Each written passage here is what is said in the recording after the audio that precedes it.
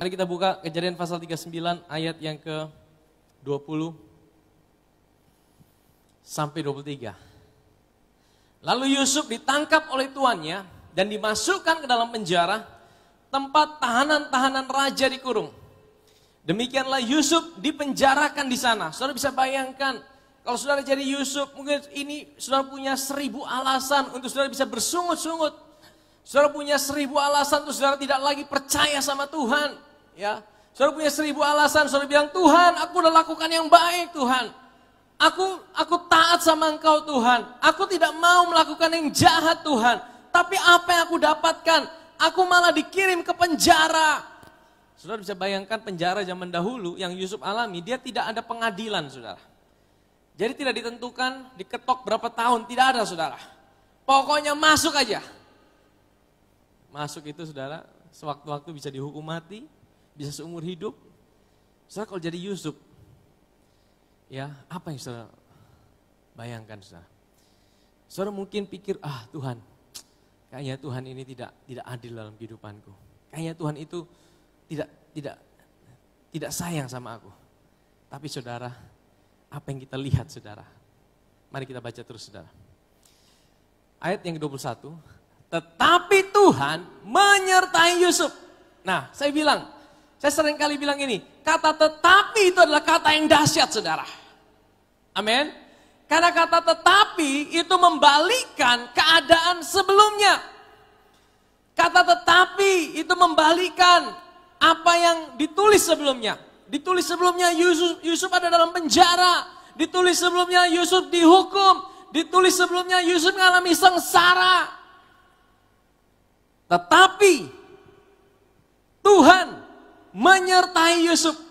Kalau saudara baca di pasal 39 ini, paling tidak ada 4-5 kali ada kata tetapi Tuhan menyertai Yusuf. Dan setiap kali ditulis kata tetapi Tuhan menyertai Yusuf, itu adalah saat-saat di mana, saat-saat yang tidak enak, saat-saat yang berat dalam kehidupan Yusuf. Saya mau bilang begini Bapak Ibu Saudara, saat-saat terpenting untuk kita menyadari kehadiran Tuhan dalam hidup ini. Bukan ketika kita ada di atas gunung, bukan ketika semuanya baik-baik. Yang paling terpenting adalah bahkan saat engkau sedang ada dalam kegagalanmu, bahkan saat engkau sedang dalam keadaan yang paling sulit dalam kehidupanmu, adalah saat yang paling penting engkau menyadari Tuhan menyertai hidupku. Amin, saudara. Saat seperti engkau tidak ada pengharapan, itu saat yang paling sulit menyadari kehadiran Tuhan. Saat engkau gagal, saat engkau baru melakukan kesalahan berat dalam hidupmu. Saat engkau diintimidasi, saat engkau mengalami tuduhan, saat itu adalah saat terberat untuk menyadari kehadiran Tuhan di dalam kehidupanmu.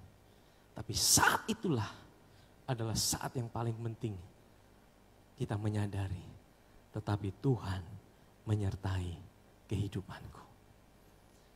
Amin, saudara. Tetapi Tuhan menyertai Yusuf. Dan apa?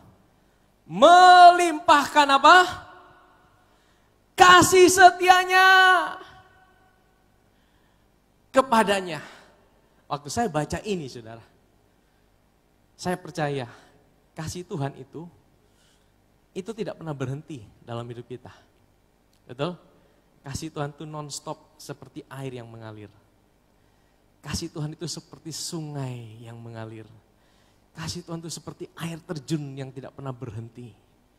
Tetapi bagaimana penerimaan kita, kesadaran kita akan kasih-Nya dalam hidup ini akan menentukan apakah engkau akan menikmati kuasa-Nya, karya-Nya di dalam kehidupan. Jadi kita mesti bedakan, saudara. Penyertaan Tuhan dan kesadaran akan penyertaan Tuhan. Kasih setia Tuhan dan kesadaran akan kasih setia Tuhan di dalam hidup ini. Amin, saudara. Sama seperti kita punya TV di rumah. Ya, TV hari-hari ini kan udah pakai yang smart TV.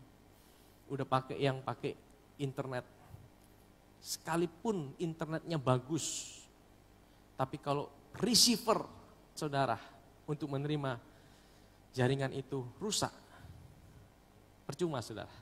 Mau jaringan sebagus apapun, Kalau receivernya rusak, tidak bisa menerima, saudara pun tidak bisa menikmati. Betul? Hidup kita ini seperti receiver. Tuhan itu adalah Tuhan yang selalu menyuplai. Dia ada di mana-mana, kasihnya selalu ada. Tapi kalau receiver kita rusak, kita tidak bisa menyadari kasihnya. Amin, saudara. Saya tunjukkan satu ayat di dalam Roma pasal 5 ayat 17. Mari kita buka, apa kata Rasul Paulus, saudara. Sebab jika oleh dosa satu orang, maut telah berkuasa oleh satu orang itu, maka lebih benar lagi mereka yang telah menerima, katakan menerima. Kata menerima di sini, ini adalah present continuous tense. Artinya satu peristiwa yang bukan hanya terjadi satu kali dan selesai, tapi peristiwa yang terjadi setiap satu kali dan terus menerus diulangi dalam hidup kita. Kata menerima ini adalah kata yang terus berulang. Artinya ini adalah sebuah respon kita untuk selalu menyadari, menerima apa? Kelimpahan kasih karunia dan anugerah kebenaran. Artinya gini saudara, di dalam hidup ini yang paling penting adalah yang pertama, kita harus sadari penyertaan Tuhan dalam hidup ini. Yang kedua, kita buka hati kita, receiver hidup kita, supaya kita selalu bisa menyadari kelimpahan kasih karunia Tuhan. Dan anugerah kebenaran. Anugerah kebenaran adalah the gift of righteousness. Artinya kebenaran yang dianugerahkan hidup kita. Dijadikan benar oleh karena apa yang Yesus buat. Ini kunci kita berkuasa di dalam hidup ini. Firman Tuhan bilang, jika oleh dosa satu orang, maut telah berkuasa oleh satu orang itu, maka lebih benar lagi mereka, termasuk kita, yang telah menerima kelimpahan kasih karunia dan the gift of righteousness, anugerah kebenaran, maka kita akan hidup, bukan hanya hidup, tapi berkuasa dalam hidup ini oleh karena siapa? Oleh karena satu orang itu, yaitu Yesus Kristus. Sebenarnya kita mau berkuasa dalam hidup ini. Sebenarnya kita mau mengalami keberhasilan. Amin, saudara. Kuncinya apa? Seperti Yusuf tadi, dia menyadari penyertaan Tuhan dan dia menerima kelimpahan kasih setia Tuhan. Maka apa? Firman Tuhan berkata, sekalipun di penjara, dia menjadi kesayangan kepala penjara. Artinya gini saudara, artinya gini. Ya, ini saya bilang ini yang paling penting dalam hidup ini. Kenapa saudara? Tuhan mau kita menyadari dia. Tuhan mau kita sadari dia apapun keadaan kita. Karena apa saudara? Waktu kita bisa menyadari Tuhan, kita bukan sekedar sadar akan dia, tapi kita fokus sama dia.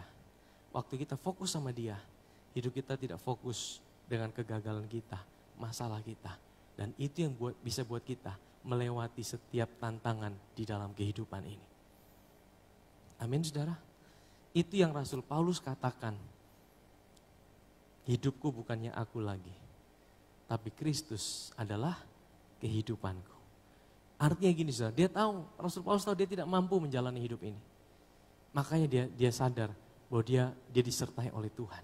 Waktu dia disertai oleh Tuhan, dia memandang pada Yesus. Dia tahu Tuhan yang bergerak dalam kehidupannya untuk buat dia bisa melewati segala situasi yang sedang terjadi di dalam hidupnya. Hari-hari ini saudara, hari-hari ini kita perlu terus menyadari penyertaan Tuhan dalam hidup ini. Kita perlu terus menyadari kasih setia Tuhan, kelimpahan kasih-Nya. Bukan berarti situasi kita langsung berubah. Bukan berarti keadaan kita langsung berubah. Tapi yang paling pertama, respon hati kita mulai berubah. Sikap hati kita mulai berubah terhadap situasi kita. Amin saudara. Kalau situasi sudah buruk, hati kita juga bersungut-sungut, tambah buruk saudara. Tambah stres saudara. Tapi kalau situasi belum berubah, tapi kalau hati kita sudah berubah, hati kita bisa menyadari penyertaan Tuhan. Saya percaya ada waktunya situasi kita dirubah sama Tuhan. Amin saudara. Amin. Next, terus. Ayat 22. Sebab itu kepala penjara mempercayakan semua tahanan dalam penjara itu kepada Yusuf. Saya lihat. Waktu dia menerima kelimpahan kasih karunia, hidupnya mulai diubahkan. Sekalipun masih di penjara, saudara. Tapi jadi orang nomor 1. Dan segala pekerjaan yang harus dilakukan di situ, dialah yang mengurusnya. Ayat 23. Dan kepala penjara tidak mencampuri segala yang dipercayakannya kepada Yusuf. Karena apa? Karena Tuhan menyertai dia. Sekali lagi, saya bilang ini sangat penting, saudara. Saya percaya ini satu pola yang Tuhan mau ajarkan buat kita. Apa, saudara? Sadari penyertaannya. Waktu kita menyadari penyertaannya, sebenarnya itu membuat kita tidak bergantung dengan kekuatan kita sendiri. Waktu kita menyadari penyertaannya, itu buat kita, Tuhan aku tahu, aku tidak bisa hidup sendiri. Aku tidak mampu menjalani kehidupanku Tuhan. Aku sadar Engkau ada dalam kehidupanku Tuhan. Waktu Engkau bisa menyadari kehadiran Tuhan dalam kehidupanmu, secara tidak langsung Engkau sedang memindahkan kekuatanmu dari dirimu kepada Tuhan yang punya hidupmu. Amin, saudara. Ini yang sebenarnya sangkal diri itu ini, saudara. Sangkal diri itu bukan kita cari penderitaan. Sangkal diri artinya kita sadar bahwa hidup kita adalah Kristus. Engkau menyadari Kristus adalah kehidupan. Amin, saudara. Sehingga apa? Tantangan apapun terjadi, hati kita yang pertama sudah diubah sama Tuhan dulu. Ya, next terus. Pasal 40, kita masuk, saudara. Nah, ini, saudara. Sesudah semuanya itu terjadilah bahwa juru minuman Raja Mesir dan juru rotinya membuat kesalahan terhadap tuannya Raja Mesir itu. Ayat yang kedua. Maka murkalah Firaun kepada kedua pegawai istananya, kepala juru minuman dan kepala juru roti itu. Jadi Firaun ini marah, saudara, murka. Karena apa? Ada penafsir berkata, mungkin waktu Firaun mau makan atau minum, jadi kalau Firaun itu mau makan atau minum selalu ada tester. Tester itu adalah orang yang tes makanannya dulu sebelum dia makan. Supaya apa? Kalau ada racun, tidak sampai Firaunnya kena racun, saudara. Hari ini kalau orang-orang pejabat tinggi, raja, presiden juga seperti itu, saudara. Sebelum mereka makan, harus ada tester dulu. Nah, kejadiannya mungkin waktu ada tester coba makanan, testernya mati, saudara. Sehingga Firaun kaget, ini ada racun ini. Siapa yang kasih racun? Paling 2 orang. Kepala juru makanan atau kepala juru minuman. Maka dua-duanya ditahan dulu. Sambil dicari, diinvestigasi. Jadi 2 orang ini, tersangka ini, udah langsung ditahan. Sambil diselidiki. Nah 2 orang ini masuk dalam penjara. Di penjara mana? Sama-sama Yusuf, saudara. Ya kita baca, saudara. Ia menahan mereka dalam rumah kepala pengawal raja, dalam penjara tempat Yusuf dikurung.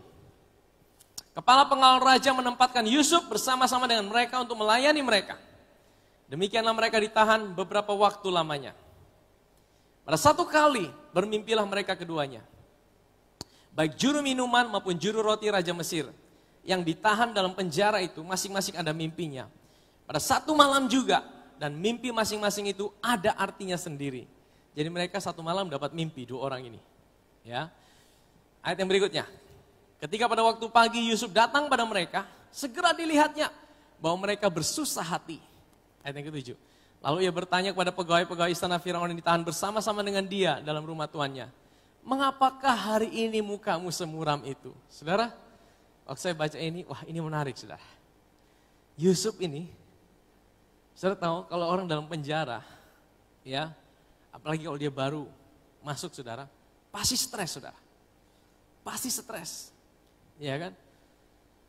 Makanya sampai hari ini kita masih melayani untuk masuk dalam penjara, tapi karena pandemi ini kita tidak boleh masuk, ya kita untuk sementara tidak boleh masuk. Kalau tidak kita sebulan 2 kali di lapas dan di rutan. Saya bilang terus kita kalau diberikan kesempatan sampai Tuhan Yesus datang. Karena apa? Dalam penjara itu, saudara, banyak orang-orang yang membutuhkan pertolongan, kabar baik, saudara. Banyak orang-orang stres, saudara, karena mereka tidak tahu. Ya, nah puji Tuhan kita punya siaran radio setiap minggu, mereka dengar, saudara. Dan saudara, setiap hari Senin selalu ada orang dari lapas telepon saya, dia selalu cerita, kemarin khotbah ini ya, dia cerita, nah nanti besok dia cerita lagi nih. Salam buat yang ada di penjara, yang di lapas, yang mendengarkan siaran radio. Oh sorry, tadi pagi, ini siang tidak, saudara. Kita dapat kesempatan 1 kali seminggu oleh RRI, tadinya sore, biasa jam 5 sore tapi dirubah ke pagi, ya jam 7 pagi. Dan kita dapat penghargaan saudara dari RRI saudara. Kita berikan tepuk tangan. Gereja kita dapat penghargaan saudara. Ya, yang gereja Kristen Protestan cuma kita ya, sama satu gemit ya. Yang lain dari semua agama. Puji Tuhan saudara. Kita udah berapa tahun? 6 tahun ya. 6 tahun kita kerjasama dengan RRI saudara. Dan saya bilang, sampai Tuhan Yesus datang, kita akan terus kerjasama. Amin saudara. Karena apa? Karena ini sarana penginjilan saudara. Ini sarana penginjilan, orang dengar kabar baik di kampung-kampung, di pelosok-pelosok, di mana mungkin hari ini belum ada internet, tapi saya percaya dalam waktu dekat internet akan masuk ke seluruh pelosok juga. Tapi mungkin ada orang-orang tua yang tidak bisa dengar putar gaptek, mereka bisa putar radio, mereka dengar kabar baik tentang Yesus. Amin saudara. Dan saya percaya ini penginjilan salah satu yang efektif saudara. Karena mereka bisa dengar langsung di tempat di mana mereka berada, di kamar tidur mereka. Haleluya. Nah saudara, dari sampai mana? Nah Yusuf saudara, Yusuf ini harusnya dia punya alasan, 1000 alasan untuk dia tidak usah tanya orang punya masalah. Karena apa? Karena masalahnya sendiri saudara, paling banyak saudara. Harusnya kalau mau bilang muram, dia lebih muram daripada 2 orang itu saudara. Betul tidak saudara? Karena apa? Karena Yusuf masuk dalam penjara itu tanpa alasan, tanpa kesalahan. Dia masuk dalam penjara itu karena dia lakukan satu kebenaran. Harusnya dia yang punya alasan bahwa dia yang mukanya harus muram. Ya. Tetapi saudara, saya bisa belajar. Kita bisa belajar dari kisah ini saudara. Bahwa Yusuf sekalipun masalahnya belum selesai, sekalipun persoalannya belum ada jawaban, sekalipun seperti pergumulannya dia masih dalam penjara, tapi dia bisa tanya sama orang lain yang masih dalam penjara. Dia bisa lihat saudara, kenapa mukamu muram? Artinya Yusuf muka tidak muram lah ya saudara. Kenapa mukamu muram hari ini? Kenapa mukamu sedih? Kenapa kamu ada masalah apa? Saudara, saya belajar gini, kadang-kadang waktu kita menghadapi masalah, pergumulan, ya kita pikir masalah kita yang paling berat sudah. Ya, orang lain ya tidak ada masalah, kita masalah paling berat. Tapi kadang-kadang Tuhan bawa orang lain yang punya masalah, yang mungkin mirip dengan kita. Supaya apa? Supaya Tuhan mau kita tidak fokus dengan masalah kita. Tuhan mau kita menolong orang itu, mendoakan orang itu. Pada waktu kita doakan orang itu, Tuhan pulihkan kita dari masalah kita. Ini satu cara yang agak aneh saudara. Masalah kita belum beres, kok Tuhan kirim orang yang punya masalah dalam hidup kita. Saudara pernah dengar suatu kisah dalam Alkitab, ada beberapa kisah, tapi saya akan bawa kisah tentang Ayub saudara. Ayub itu mengalami satu masalah yang berat dalam kehidupannya. Masalah apa saudara? Dalam satu malam hartanya habis. Dalam satu malam anak-anaknya semua mati. Dalam satu malam juga tubuhnya kena borok saudara. Aduh ini masalah betul-betul berat saudara. Dan dia alami itu sekitar 9 bulan saudara. Harta habis, anak semua mati, tinggal istri satu. Ya. Kemudian apa? Tubuhnya juga penuh dengan borok saudara. Aduh susah hidupnya saudara. Tapi dalam perjalanannya saudara, mari kita lihat Ayub 42. Coba kita buka. Oleh sebab itu ambillah 7 ekor lembu jantan dan 7 ekor domba jantan dan pergilah kepada hambaku Ayub. Lalu persembahkanlah semuanya itu sebagai korban bakaran untuk dirimu. Dan baiklah hambaku Ayub meminta doa untuk kamu. Karena hanya permintaannya lah yang akan kuterima. Supaya aku tidak melakukan aniaya terhadap kamu. Sebab kamu tidak berkata benar tentang aku seperti hambaku Ayub. Jadi teman-teman Ayub ini saudara. Waktu Ayub dalam masalah bukannya support Ayub, bukannya kasih bangkit semangat Ayub, tapi dia teman-teman ini menjatuhkan imannya Ayub saudara. Selalu omong negatif terus tentang Ayub. Makanya hati-hati saudara. Kalau saudara lagi ada pergumulan, ya ataupun apa saudara, jangan masuk dalam perkumpulan orang yang suka ngomong negatif. Saudara. Jauhkan diri saudara. Bukan berarti kita benci orangnya, tapi jangan sampai menular dalam hidup saudara. Iman saudara jadi apa? Negatif saudara. Ya. Keluarkan diri saudara dari lingkungan yang negatif. Amin saudara. Kalau lingkungan negatif selalu omong yang negatif, yang jelek-jelek terus saudara. Nanti saudara punya iman yang baik, tiba-tiba iman saudara bisa lemah saudara.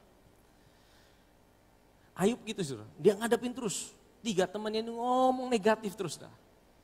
Dan Tuhan marah sama temannya saudara. Tuhan bilang apa? Kamu tidak omong yang benar ya. Ayo sekarang kamu harus bawa korban. Terus baca ayat selanjutnya.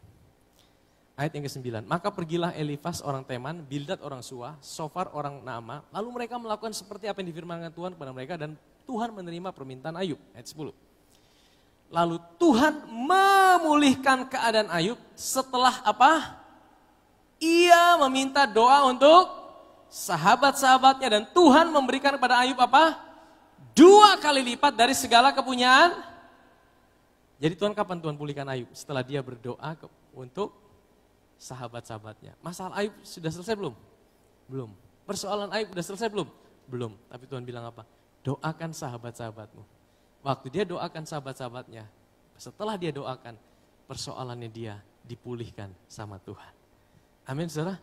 Kadang-kadang Tuhan itu mau memulihkan kita dengan cara supaya kita tidak fokus dengan persoalan kita.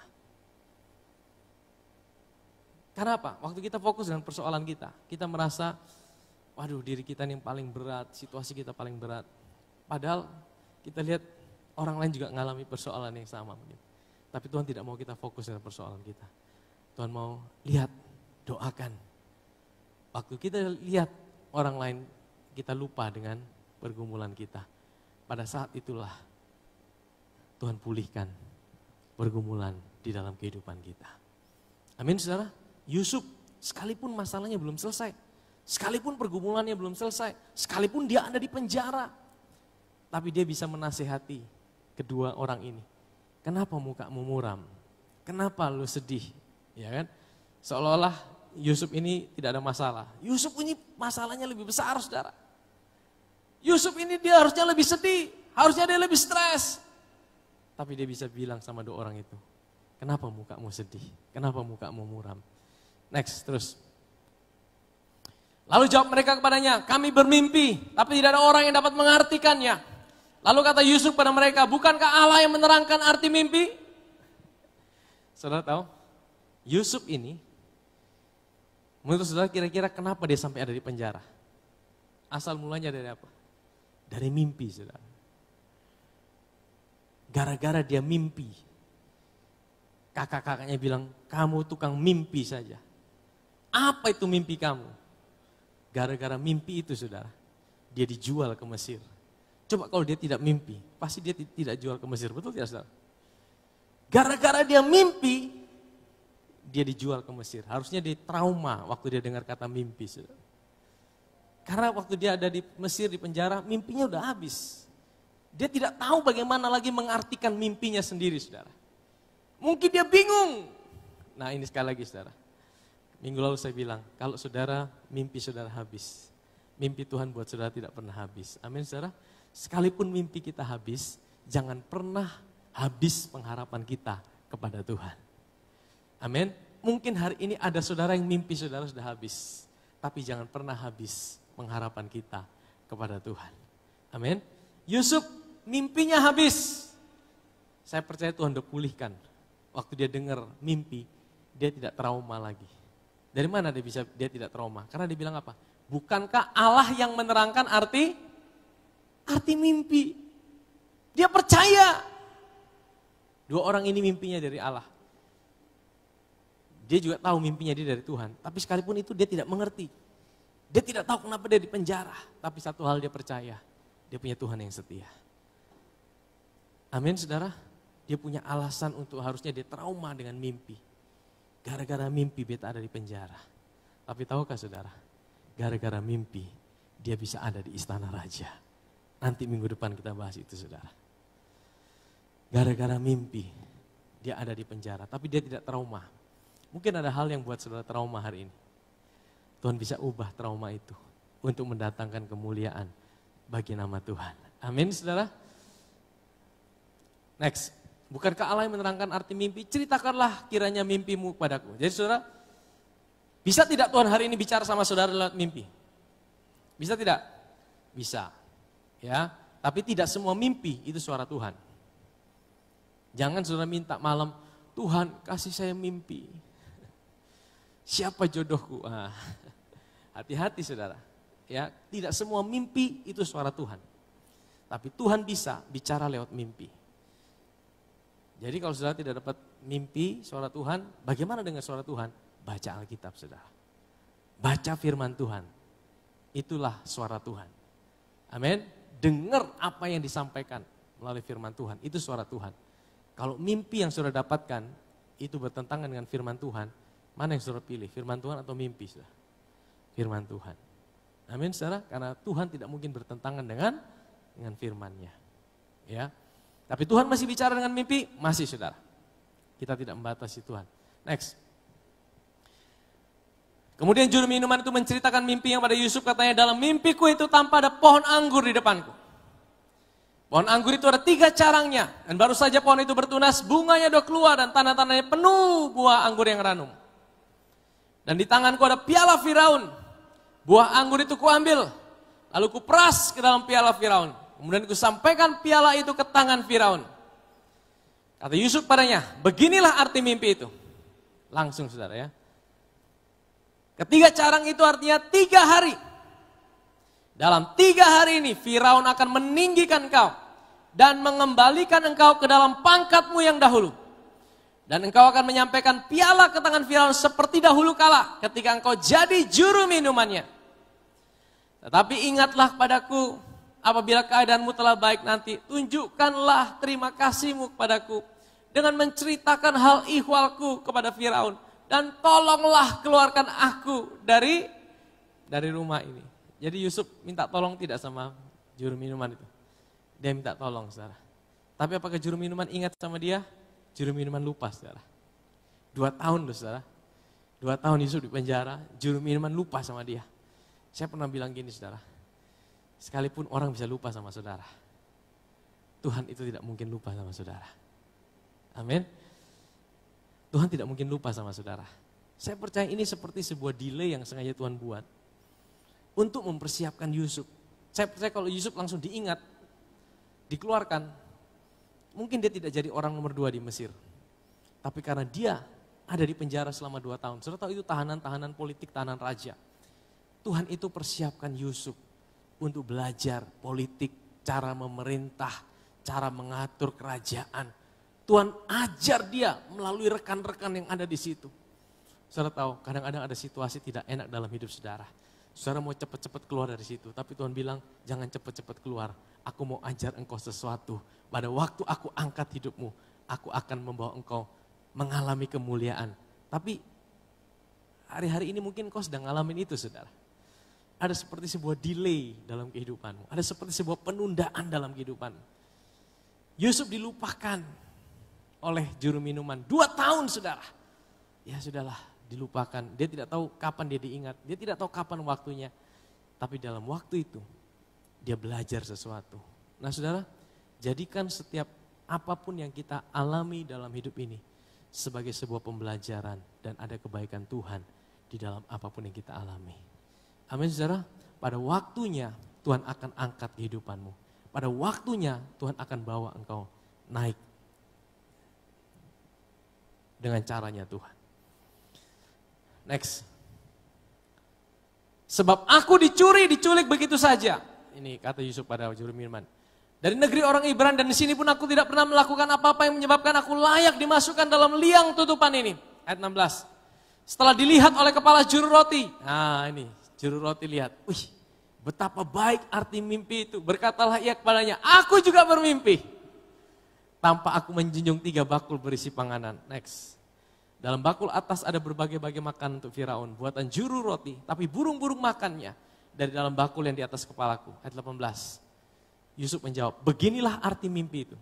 Ketiga bakul itu artinya 3 hari. Ya, dalam 3 hari ini Firaun akan meninggikan engkau. Tinggi ke atas dan menggantung engkau pada sebuah tiang. Dan burung-burung akan memakan dagingmu dari tubuhmu. Ini tidak enak saudara. Ini tidak enak, sama-sama ditinggikan. Yang satu dipromosi, yang satu naik tiang gantungan saudara. Wah saudara, kalau jadi tukang juru roti bagaimana perasaan saudara? Lebih baik tidak usah dengar ini berita. Stres saudara. Tapi saudara, ini luar biasa saudara. Harusnya Yusuf, sudahlah tidak usah kasih tahu dia. Tapi Yusuf tetap kasih tahu saudara. Ini bicara apa sebenarnya saudara? Ini bicara tentang Injil sebenarnya. Ya, ini bicara tentang keselamatan sebenarnya. Ada orang yang ya mengkhotbah mungkin tidak beritakan. Kita harus percaya bahwa ya kabar baik itu adalah untuk orang-orang yang menerima dia. Ketika menerima Yesus, mereka akan diangkat saudara. Amin saudara, akan menerima keselamatan. Tapi juga ada kabar buruk saudara, kabar buruk buat orang-orang yang menolak Yesus. Ketika menolak Yesus, kabar buruknya adalah apa? Saya percaya akan ada neraka. Karena ada pengajaran yang hari ini berkata tidak ada neraka. Saudara, tapi firman Tuhan berkata ada neraka saudara. Ada surga, ada neraka. Itu yang tertulis. Kita sih pengen semuanya tidak ada neraka saudara, betul? Tapi itu tertulis dalam Alkitab. Orang-orang yang tidak percaya Yesus, yang tidak menerima Yesus, ya. Makanya saya percaya bahwa Tuhan itu tidak memilih dan menetapkan kamu masuk surga, kamu masuk neraka. Kamu masuk surga, kamu masuk neraka. Ya, ada pengajaran seperti itu. Tuhan itu menetapkan, udah aku kasihani kamu, yang lain tidak usah dikasihani. Kamu masuk surga, yang lain masuk neraka. Tidak, saudara. Yang saya percayai, Tuhan memberikan kita manusia sebuah hak istimewa untuk bisa meresponi karya Tuhan. Apa yang dia kerjakan. Amin saudara. Kita bisa meresponi. Jadi iman itu seperti menerima. Kalau saudara dikasih hadiah, respon saudara apa? Menolak atau menerima? Kalau saudara buka tangan dan menerima, apakah itu usaha? Bukan saudara. Aku menerima hadiah. Itu iman saudara. Ya, itu sebuah hak istimewa yang Tuhan kasih buat manusia.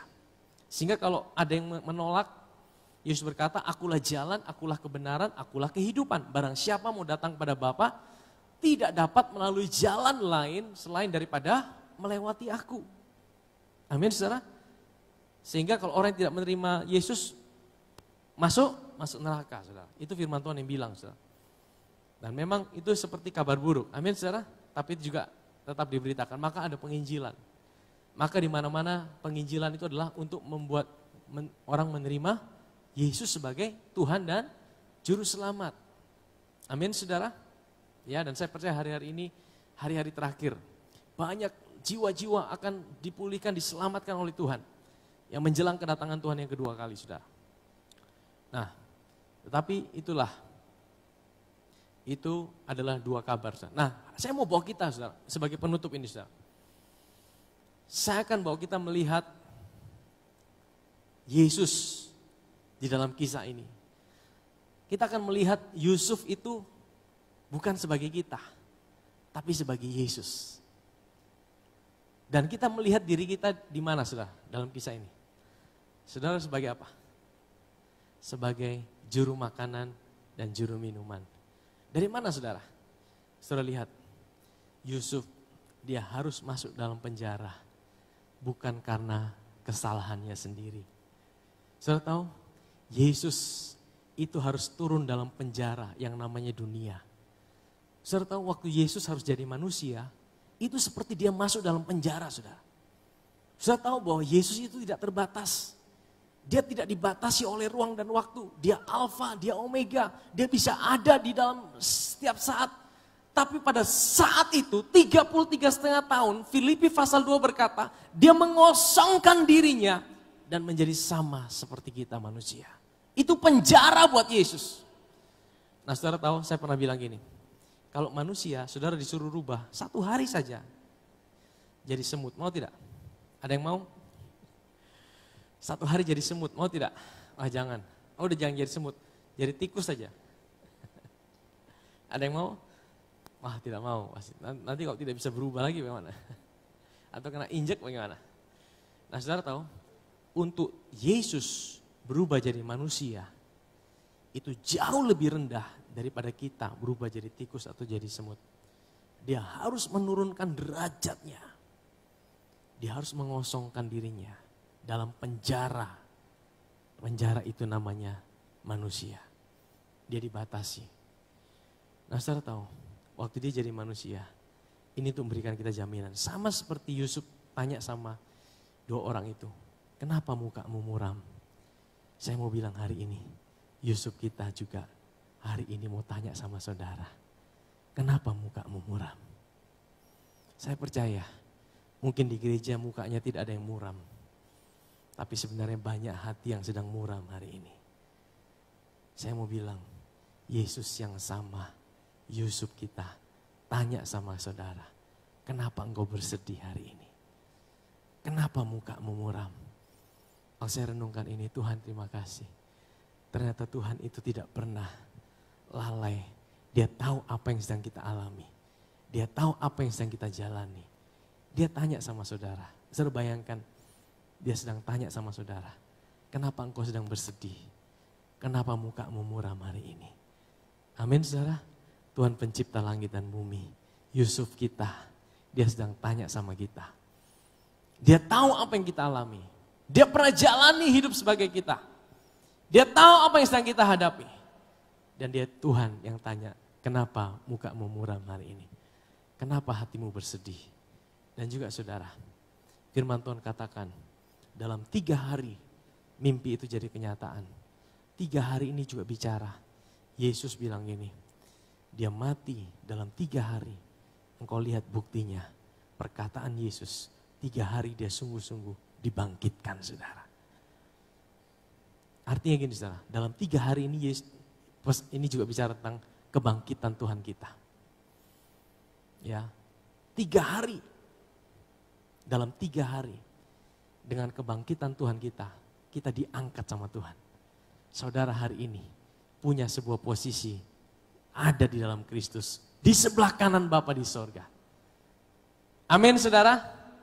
Amin.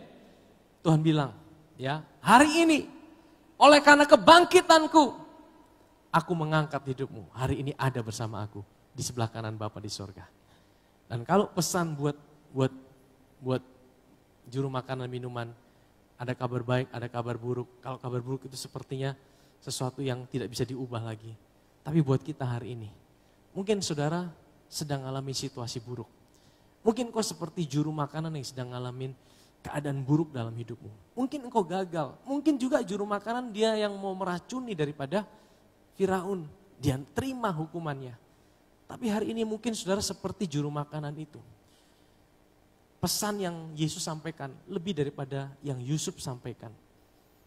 Kalau pesan dari Yusuf yang satu ngalami diangkat, juru makanan ngalami kematian.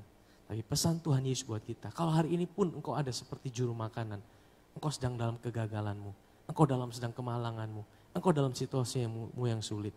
Tuhan mau bilang ada kabar baik buat hidupmu. Datang pada Yesus, datang pada Yusuf kita, datang pada Yusuf kita yang turun di penjara, naik di atas kayu salib untuk hidup saudara dan saya. Kalau saudara datang pada dia, kabar buruk itu dirubah menjadi kabar baik. Amin saudara. Kalau saudara datang pada Yesus, mungkin hari ini ada saudara yang datang seperti juru makanan. Saudara selalu hidup dari kegagalan. Tapi kalau saudara datang pada Yesus, Tuhan ubahkan kegagalanmu menjadi keberhasilan.